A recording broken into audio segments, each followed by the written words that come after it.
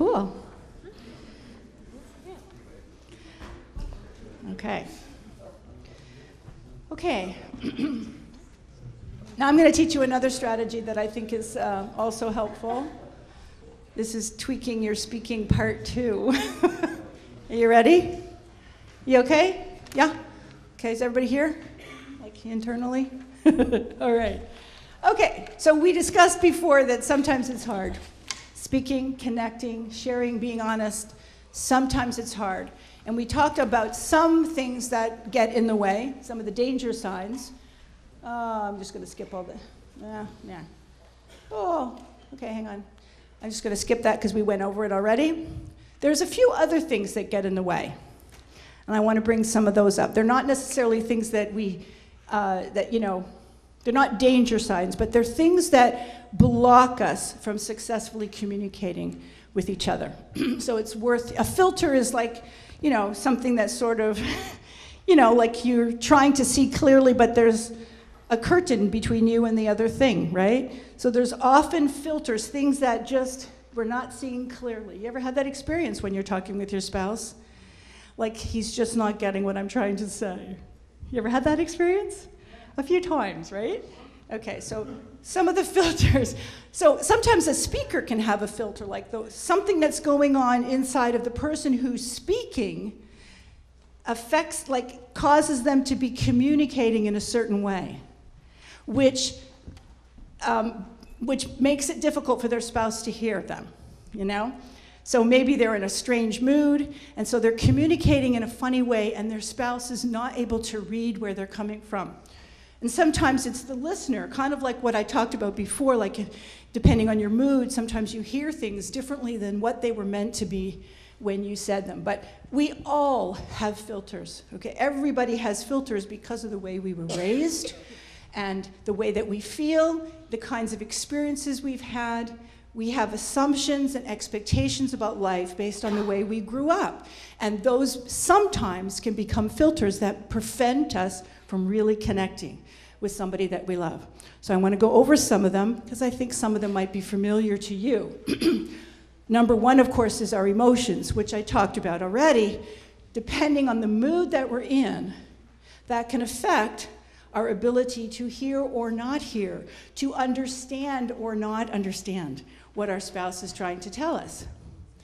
So that's why it's very important. Timing is very important when we're planning to have a conversation. So it's just like when we have teenagers or even little kids, we know that when our spouse or our teenager is watching their favorite show on TV, that's not a good time to say, hey, honey, we really need to talk about our finances. The timing isn't right there. Or like when your spouse comes in from work and they're tired, that's not a good time to say, Junior's been acting up all day, he's driving me crazy, I need a break here. Right? You have to choose the time wisely so that we can be receptive. Okay, so our emotions have a big part in our ability to connect and to hear. So it makes sense to just be a little bit wise about when we make the decision to have conversations of important things. And of course, we often get distracted, and we live in a very distracting world. Now we have not just regular distractions, but we have the media distractions. So even in our own homes, there's so many distractions, right, externally. And when we need to have an important conversation, we have to turn off all the electronics. There's just no two ways about it. If we're competing with the television or the radio or any kind of music or the computer, it's impossible. When we're really sharing with somebody, we need and expect their full attention, cell phones included. Nothing worse when you're out for lunch with a friend and they're like, texting all the time you're talking to them. You're like, how's it been? Well, it's been a hard year, and you're pouring out your heart, and your friend's going, hello, are you there? Of course, we're very sensitive to that. So we know that we have to be able to put our full attention, and because that's what we want. That's what we want, so that's what we need to give. So we have to be very mindful of that. And sometimes the distractions are not just external, but they're internal, like not just our emotions, but if we're preoccupied with something, or really worried about something, or really tired, or we're not feeling good. Those are conditions that make it difficult for us to have an important conversation. So these are things that, sometimes we just don't think about them, but they're pretty sensible, right? We have to be in the right space, right? Internally and externally. If I'm not feeling good, if I've been throwing up all day, I'm not going to want to have a deep conversation with anybody, right? Yeah. So we have to be a little bit more aware of that kind of stuff. And then we sort of touched on this earlier. A lot of times, because we're really afraid of what our spouse might be thinking, might be feeling, then it makes it sometimes difficult for us to be really honest. Yeah? Yeah. So that's what I'm saying. It's not just between, sometimes just between couples, our fear. What happens if I share this and they don't take it seriously? I am very sensitive. It'll crush me, right? And we've all had those experiences within our couples. And so the more we have those experiences, the harder it is to want to take a risk and to share honestly. So our fear of getting hurt really is a big filter. It's definitely one of the things that gets in the way. And I would say probably for our older couples more so than our younger couples, because when you're young, you haven't been hurt so much. Well, when you've been old, you've hurt each other a lot, because life is hard, right? And sometimes you just hurt each other, or just life has hurt you. So because we're afraid to get hurt, that becomes a big filter. I can't hear what you're saying because, like if your spouse says some little thing and you just take it like, whoa, totally the wrong way because in the past he's hurt you, or because your mother was mean to you when you were growing up. I mean, we have a lot of filters that have to do with being hurt and being afraid of being hurt.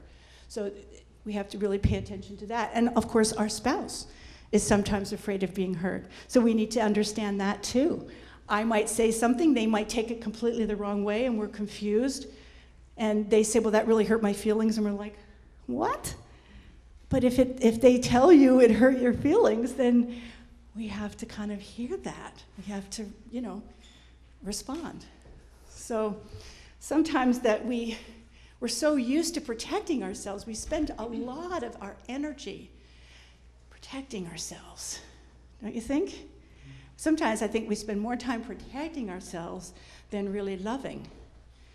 So sometimes we spend so much energy protecting ourselves, and we're actually preventing our spouse from knowing who we really are. And then if they can't figure out who we really are, then we can't really build a real relationship, can we? So, this fear is pretty important. And also, we all have different expectations and beliefs. And of course, even though we're in the same church, we're really not. We're all it's a very interreligious unification church, don't you think? Because spirituality is very personal. So you're a Moonie and I'm a Moonie, but who knows how often he does Hundake, or what time she gets up for Hundake, and what pledge you're doing, and we're all different in the way that we experience God and feel God. And so sometimes that gets in the way. I mean, that whole difference of faith thing has been, I think, one of the biggest problems in our couples. Don't you think? I mean, everybody is either in a couple or knows a couple where one person's really, really religious and the other person's really, really not, right? Right? Put your hand up if you're either in that kind of couple or you know someone like that. Because I think Father put them all together like that. We're all like that. Okay, so we have two choices. Either I'm going to hate the other person because they don't experience God the way I do, or I'm going to have to figure out how to accept them, appreciate them, and love them, even though they're totally different than me. Right? So our beliefs and expectations really get in the way. They're huge. And of course, we all have different styles. Not just externally, but we have different styles of communicating, right? So just like my style is very animated, my husband's isn't as animated, so sometimes the differences of communication styles can be a bit of a filter. It's sort of like we don't quite connect because we communicate in a different way, and that's normal. And then of course there's always gender issues. We do communicate differently because we're men and we're women. And that's a big issue, I tell you. Almost all the problems that couples have, it's not because their husband or their wife is weird, but because their husband or wife is male or female. Do you know that? Yeah, no, really, because we always think that our spouse is supposed to be like us. But actually, we don't really want them to be like that. You know, Betsy Jones once shared, you all know Betsy Jones, right? She once shared in a marriage workshop, you know, way back when her husband was the president, right, of the American Unification Church, and they used to have these monthly meetings with Father, right? Imagine. And every month, all the leaders would come together, and they'd sit there, and Father would yell at them. And they were a young couple, and they were living together somewhere in D.C., and they were fighting a lot. Hello, what's new? But they were like an 1800 couple, and there wasn't a lot of other couples around. They had nobody to talk to. They were the IWs. She was an IW, and he was the president. Who would they talk to about the challenges they were having in their marriage? She was always upset because he was working too hard. Does that sound familiar? Yeah. Okay. So I guess Father heard the rumors, because in those days, like, Father knew everybody, right? So Father heard the rumors that they were fighting. Can you imagine being the president of the church and Father knows you're fighting? So some meeting, she said, they were sitting in front of Father, and Father said, "Betsy!" It's enough, Father knows your name. That's scary right there. And he's like, "Why are you fighting with your husband?" She says, I mean, I can't do it like Betsy, but she says, you know, imagine if the Messiah is asking you why you're fighting with your husband. What are you supposed to say? Oh, he's making me mad. I don't know. What are you going to say? So she sat there for a while, and she was like trying to figure out, like, you have to be really honest, right? It's the Messiah. And she thought about it, and she said, you know, I want him to be more like me. Because that's what she realized when she was thinking. She was like, why am I fighting? I'm fighting because he's so different. Why can't he be like me? If he was like me, it would be so much easier. That's what she realized. So that's what she said to Father. She said, I'm fighting because I want him to be more like me. And Father just cracked up. Of course. He just cracked up. He thought that was hysterical. And he said, Betsy, you have to give 100%. He gives 100%. Don't worry. Like that, you know. I love that story, you know. That's really what we want. We fight with our spouses because they're not like us. That's why. They're different, you know. But most of the time, the differences have a lot to do with genders, you know. So it's always good to, you know, check out those Mark Gungor tapes. You remember the Nothing Box? You all heard about the Nothing Box, right? It's real. There's a Nothing Box. And then another filter is mismatched memories. And I'm sure you've all had this experience, especially as older people. Anybody ever have a fight with their spouse because you remembered something differently? That's not what happened. Why? No, it was Fred, not Sam. What are you talking about? You ever had that kind of conversation with your spouse? I mean, really, at our age, we should just assume that we don't remember things properly. Honestly. So, I mean, actually, Reverend Shanker and I had this kind of conversation often. We're both over 50, so like we should just give it up, don't you think, Rev? So how do you get out of that he said, she said thing? Because we get into that a lot. You're remembering it differently than me. Who's going to know what really happened unless it was videotaped, right? So you might as well just shift out of that really quickly. Stop talking about what happened then. Focus on what's happening right now. That's the only thing you can really deal with, right? So forget the fact that you're the only person who has a good memory. And just shift into what's happening right now. It's not worth it. Okay, so the key point is I want you to start paying attention to some of your filters so that when you're having conversations that are important, I don't mean just regular conversations, but the big ones that we all need to have, you can think before you speak, okay? You make sure that the timing is right, that you have your partner's full attention, that it's not, that their favorite TV show is not starting in 5 minutes, okay, or the Super Bowl or whatever, or they didn't just come home from work, or they're not feeling well. You make sure that you've got the full attention of your spouse. And then sometimes it's nice to just ask your partner if this is a good time to talk, because sometimes we're distracted. So, sometimes we just start in on the heavy stuff without giving them any preparation. Is this okay? Can you handle this right now? Or you've had that experience where you start in on the heavy conversation and your spouse's eyes just glaze over. You ever had that experience? Clearly, it's not a good time. But sometimes it's nice to just ask. You know, I really would like to talk about this issue that we always fight about. When would that be a good time for you? I'm open anytime, but when it's good for you, you know? And also when you're starting a conversation, if a filter starts to kick in the middle, bring it up, you know? You know what, I'm starting to get really defensive here. Maybe we should talk later. Or, you know, I got a headache and I just can't focus. I'm trying, but I can't. I'm just not there right now. It makes more sense to talk about the filter, the thing that's happening that's getting in the way, than to continue having a conversation when you're not fully present. Doesn't it? And, you know, we have to really try hard not to mind read. This is a big thing that couples do. We assume that we know what our spouse is thinking. Well, we never know what they're thinking. It's all just a big guess, you know? But then we blame them for what we think they're thinking, even though we don't know what they're thinking, you know? So, and that sort of happens, especially women. Women are really bad at this. So does that mean you're really bad at this? Women have this thing, like if he really, really loved me, he'd know what I need. Any woman in this room ever do that? It's very tempting, isn't it? It's bad. We do it. But of course, just because we love somebody doesn't mean that we can read their mind. It doesn't. He will never, ever actually know what you want unless you tell him. Because guys are like, you know, they're just not that sensitive. Gender, I'm sorry. But you know, sometimes you just have to say, this is what I would like. Oh, really? Sometimes, okay? So never assume that you know what they're thinking. Never read their minds, pretend that you can read their minds. Remember that you're different. Remember that and be grateful for it. And try to be as gentle and humble as you can when you're speaking.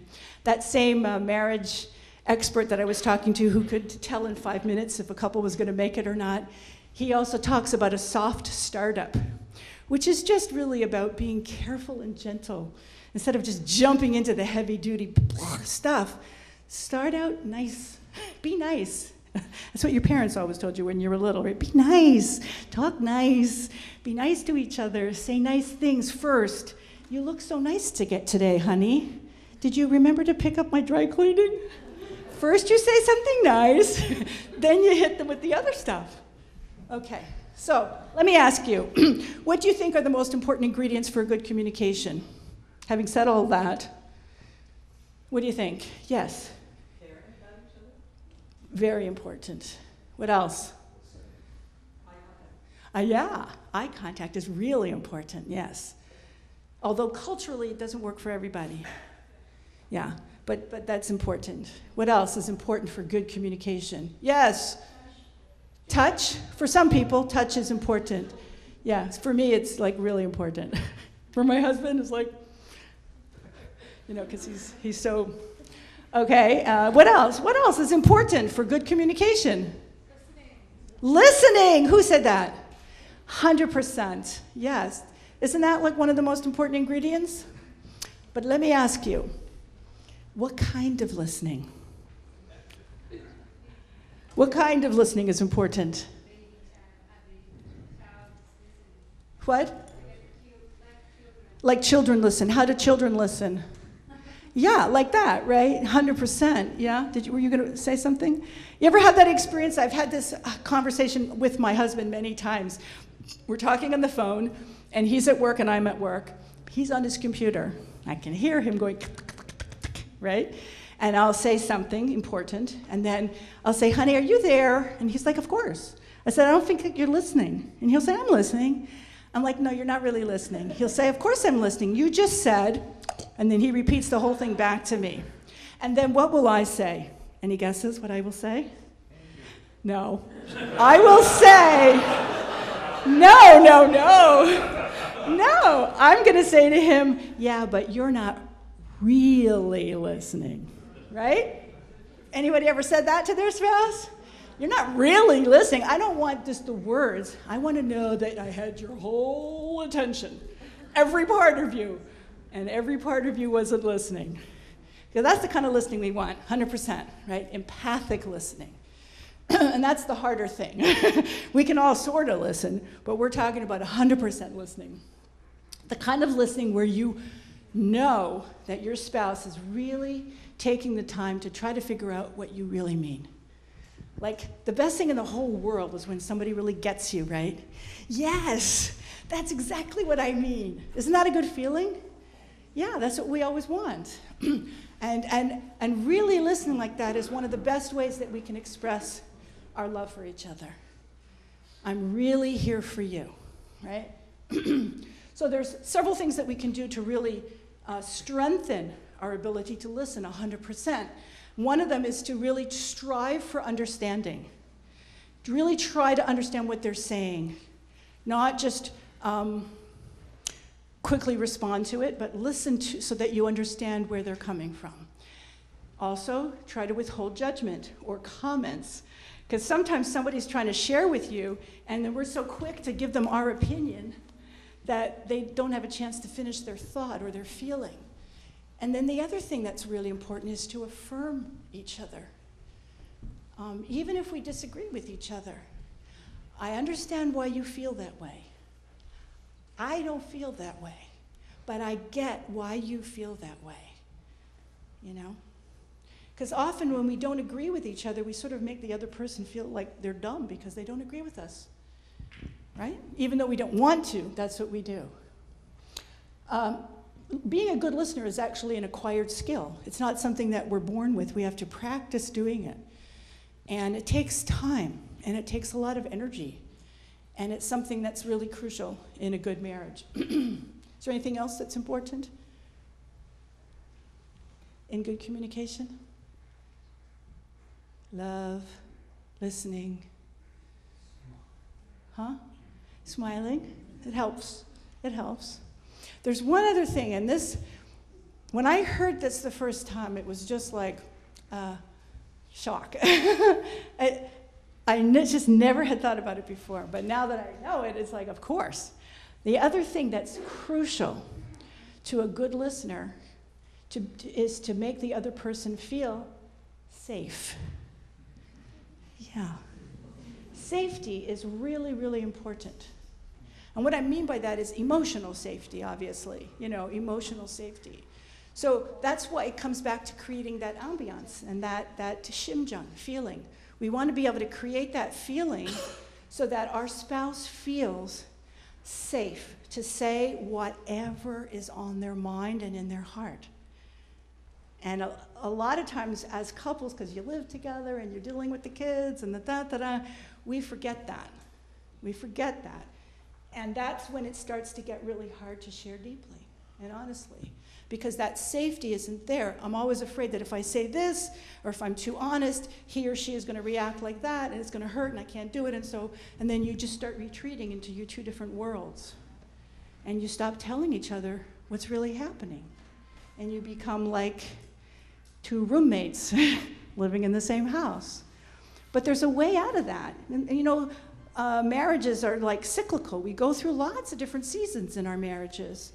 And so we don't have to stay wherever we're at now. We don't have to stay there. That's the good thing. There's things that we can do to move ourselves out of a certain stage into a new one.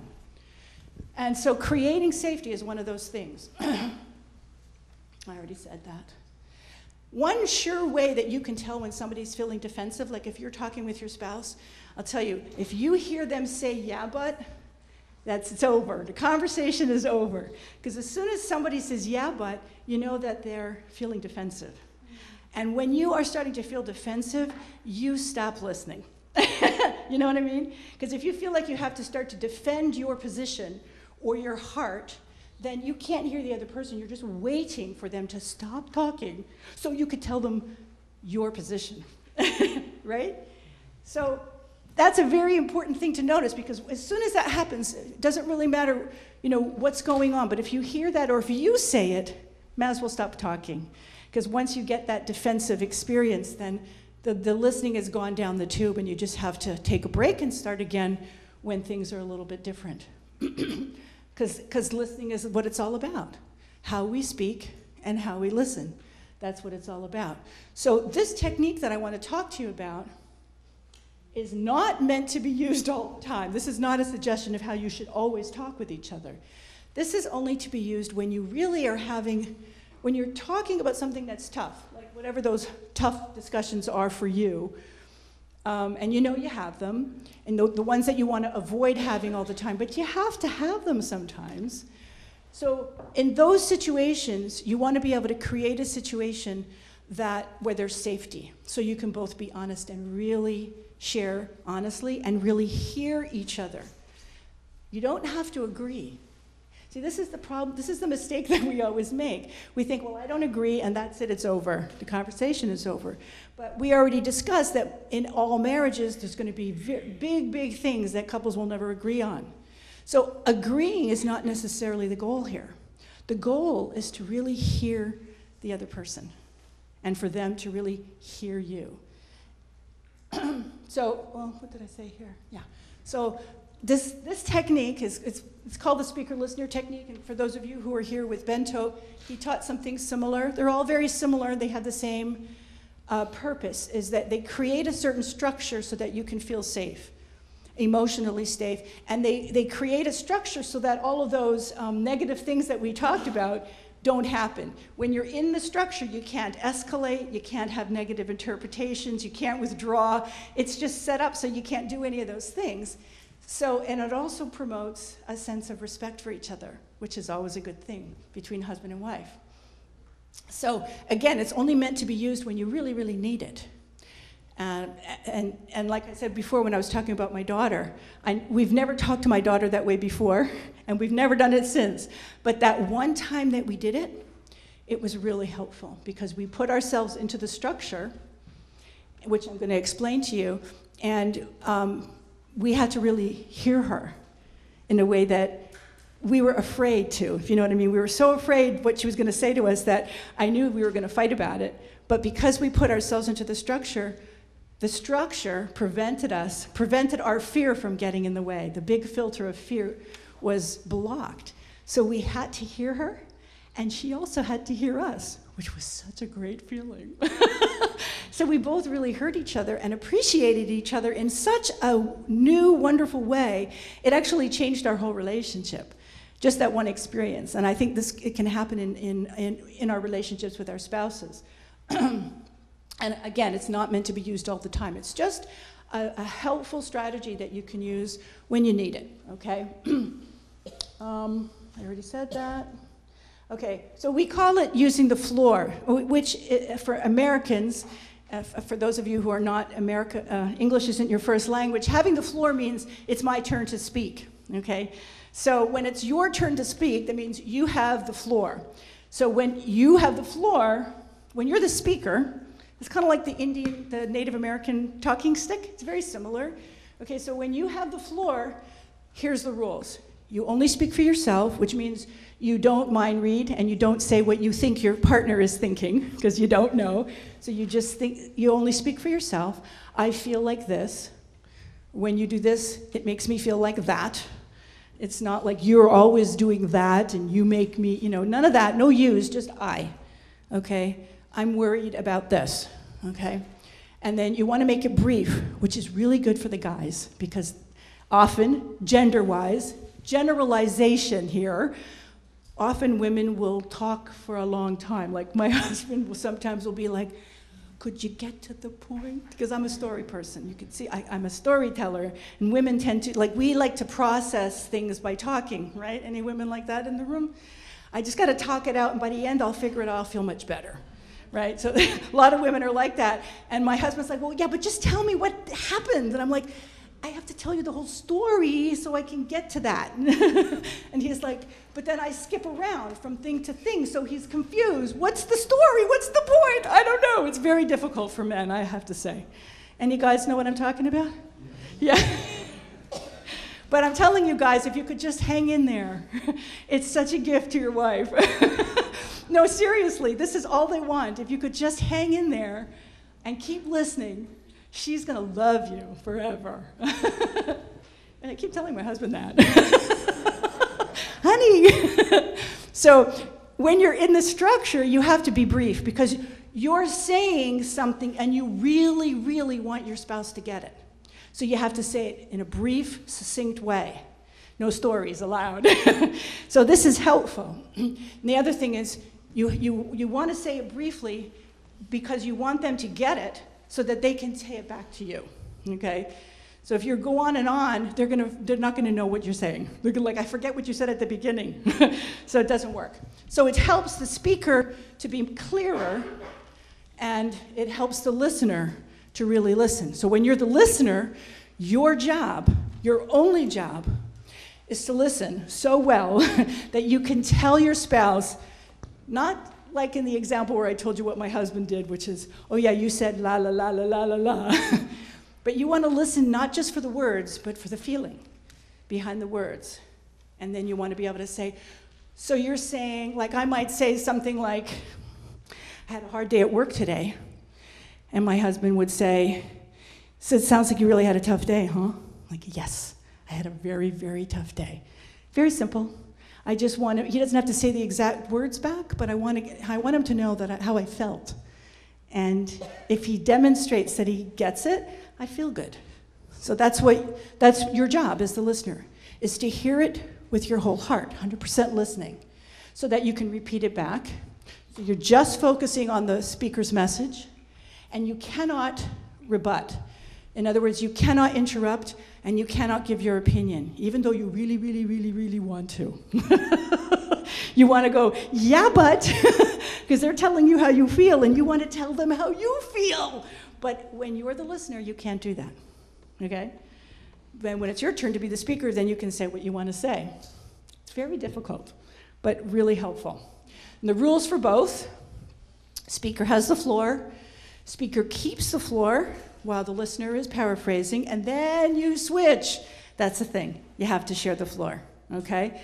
Very simple, but it's hard to do, so I'm going to give you guys a chance to practice. Aren't you excited? Yeah, I know you are. You can't wait. Because I want you to practice the structure. Now, I don't want you to be talking about anything really intense. I just want you to practice the structure so that when you need it, you know how to do it. You know what I'm saying? So we don't have to talk about any real deep stuff here. So don't freak out, guys, okay? The goal is for the partners, your spouse and you, to really understand where each other is coming from. I get how you feel about this. I get it. Okay, that's all you want. You are not going for agreement. So what happens in most of our important conversations with each other is we're always going for the agreement. We think winning the other person's approval or the other person's, like being the winner is more important than being united. But actually, it's being united that really counts, and being understood that really matters. Okay, so this is not about agreement at all.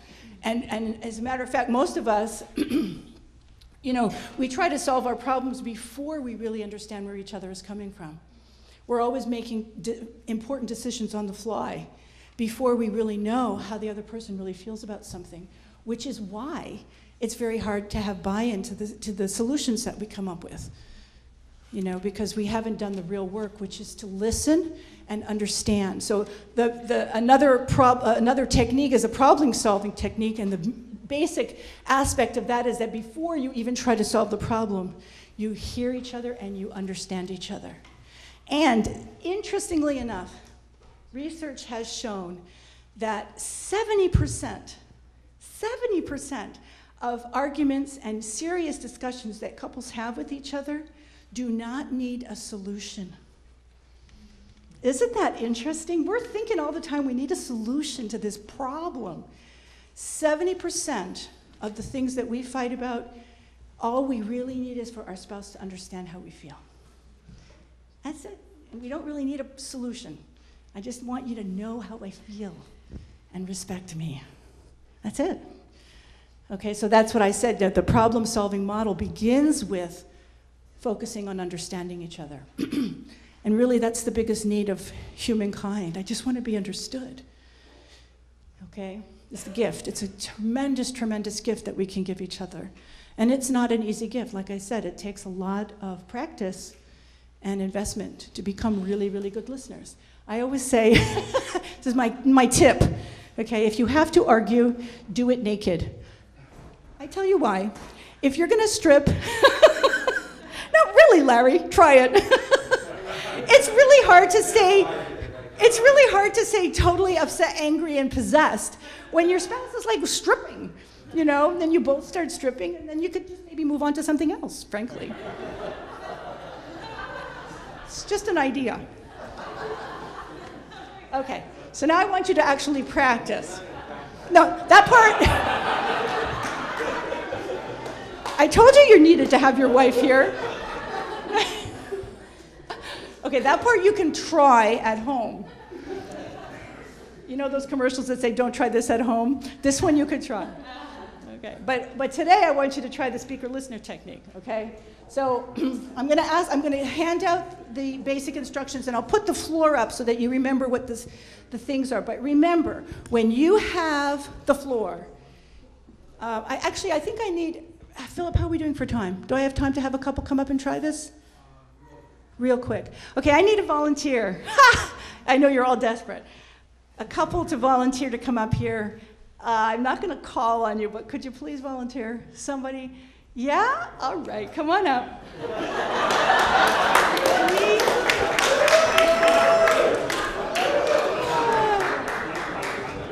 guys are great, thank you.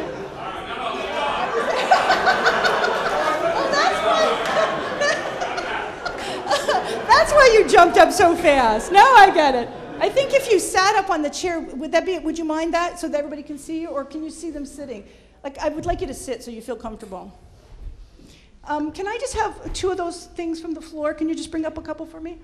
Okay, so I need something. Okay, we'll use this. This will be the floor or the talking stick, okay? I'm going to go over things.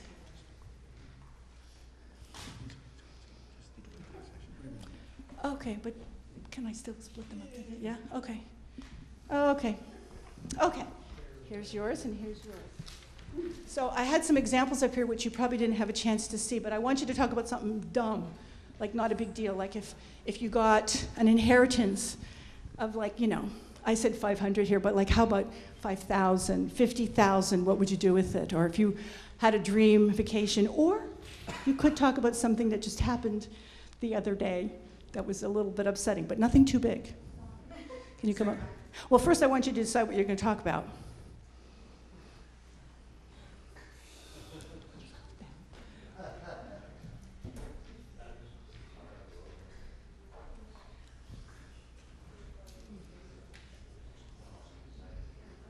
You got something? Okay. Okay, so who wants to have the floor first? Who wants to be the speaker? First. Yeah. Okay. It's usually the sister. I don't know why. Okay, so now remember, when you're the speaker, you want to say what you want to say very succinctly, and you want to use I sense. So I feel like this, or yesterday this happened, and da-da-da. You want to say it clearly, simply, and then when you hear her, you just want to repeat it back in a way that you can show her that you understood it.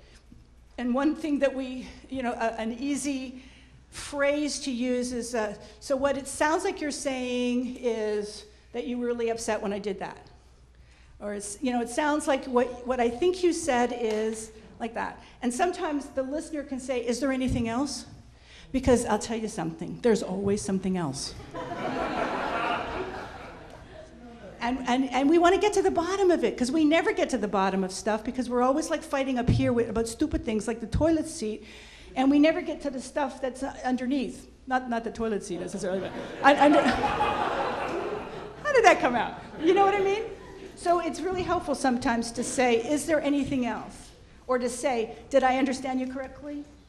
Okay, because you want to pull it out of her, kind of thing. And then when you feel like you've had it, you've said everything, then you say, okay, speak now, okay? You understand? Sort of? It's okay, we're just going to practice. I want you all to pay attention and see if you, because you're going to do it in a couple minutes. Okay, so what are you going to talk about? Oh, you're going to need this. I guess we're going to go with the inheritance skit. Okay. And so try to forget that we're all here. Door number 2, please. Door number 2. Okay, so you got a whole bunch of money over there.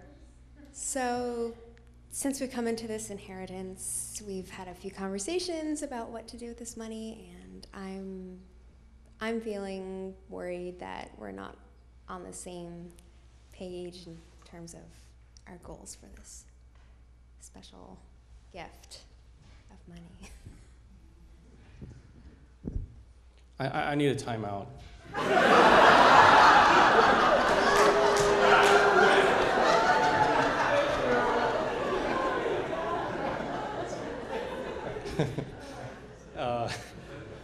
Sounds like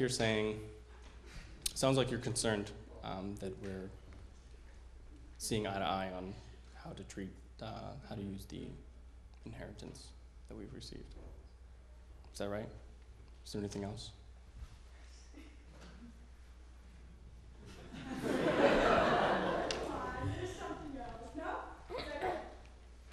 Well, I would, in real life, I would probably talk about the specific thing. Well, okay, I'm gonna get there. You still have the floor. Okay. So probably. We'll just make that the. The biggest thing that I'm worried about is not saving enough for the kids' college fund, and instead we're getting caught up planning that big vacation, and I'm worried we're not putting enough aside for something more long term. Yeah, I really hear that that saving for our kids' college fund is really important, and you want to make sure that our priorities are straight and not putting more priority on the vacation than our kids' future. Is that right? Why is that funny? Like. You're just repeating back, kind of word for word, what I said, so I don't feel like you're really imagining what I am concerned about. Well, then you need to tell him. Yeah. Yeah. So that's the point. So you have more to say than you need to say it. Because he can't read your Made mind. up conversation. Okay. Remember. So I guess what I'm really worried about is that we're not caring enough or preparing enough for our future family, and kind of just getting caught up in the moment, and that makes me feel unsafe, and I just want you to know that and reassure me that I'm safe and that we'll do both or something like that. I totally, I hear what you're saying. I want to reassure you that our kids' future is more important to me than any vacation.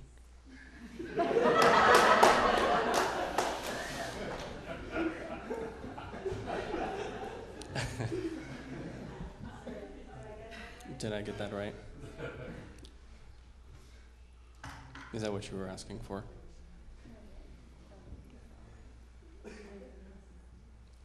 Is there anything else? That was great, don't you think? Give him a big hand.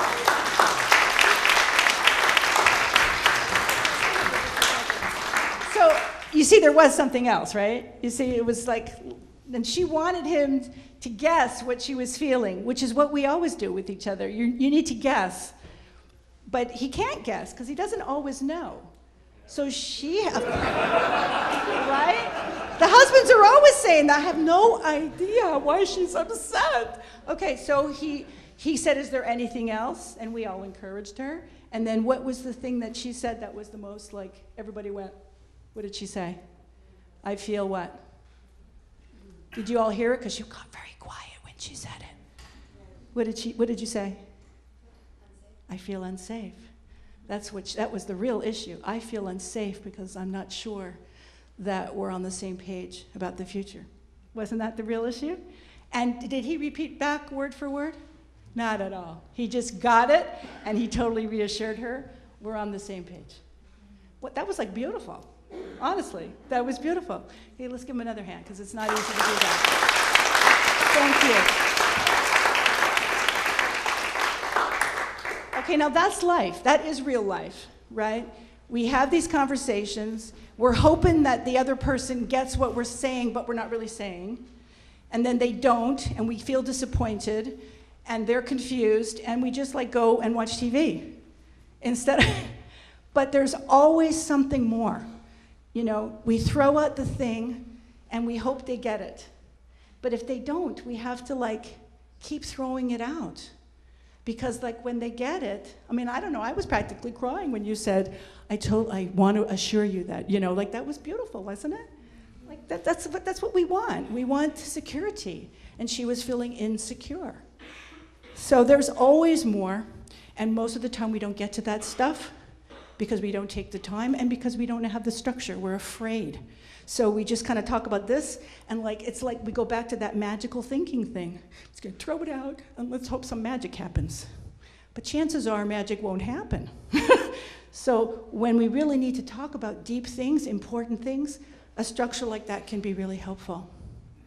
And you can see, because when they were in the structure, he couldn't interrupt her, even though he might. Did you feel like you wanted to interrupt at a certain point? No? You're very patient. Yeah, most of the time when you're the listener, you really, really want to interrupt. But you can't. So thank you so much for doing that. It was really, really helpful. And of course, we're behind the schedule. But I would like to give you a little bit of time to practice, because unless you practice, it's just going to be this funny idea that Mrs. Gullery talked about, and it's not going to be real.